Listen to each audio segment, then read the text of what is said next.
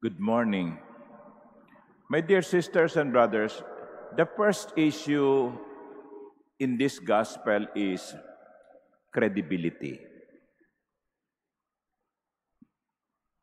Jesus criticized the scribes and the Pharisees because in the original Greek it says, they say but do not do. And when they say but do not do, in the eyes of their followers or people, they become less credible. And I guess that's still true today. Babala do sa mga nanay at tatay, ha? Baka kapag kayo ay nangangaral sa inyong mga anak, hindi nakikita ang inyong sinasabi. Babala din ito sa akin bilang pari. Baka mamaya, daldal ako ng daldal dito, pero hindi ko naman ginagawa yung aking sinasabi. Babala yan sa mga tao sa gobyerno. Baka nagsasabing magbayad kayo ng buwis, pero hindi naman siya nagbabayad ng tax. Wala akong pinapatamaan, ha? Babala yan sa mga teachers, no? Na nagsasabi sa kanilang mga estudyante, ganito ang gawin nyo, ganun ang gawin nyo. Pero, hindi naman nakikita sa kanila. In other words, there will be question of credibility. We do not become believable when we say, but do not do. That is the first issue. But the Lord is also saying, even if you do not see in them what they are saying, being done, do what is right. Huh? In other words, hindi sinasabi ng Panginoon, o dahil yung mga nangangaral ay hindi ginagawa yung kanilang sinasabi, gawin nyo kung anong gusto nyo. Hindi. Hindi po.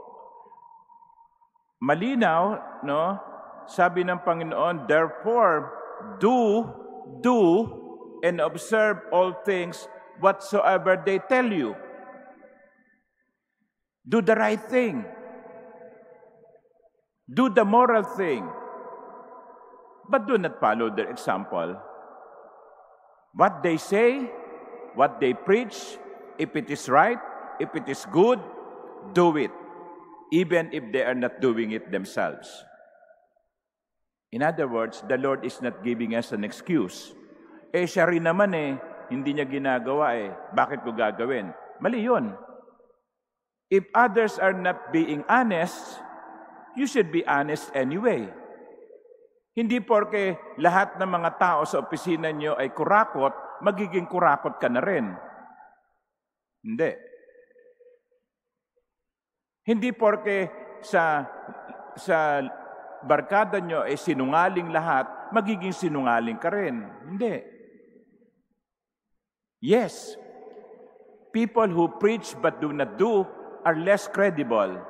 But we are not being told, do whatever they tell you. Do whatever they do. No. Ang sinasabi ng Panginoon, kahit hindi nila ginagawa ang kanilang sinasabi, kung tama ang kanilang sinasabi, gawin mo yon.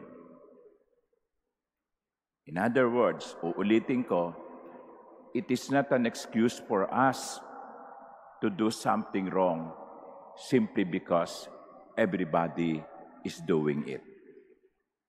Maging angat sa iba.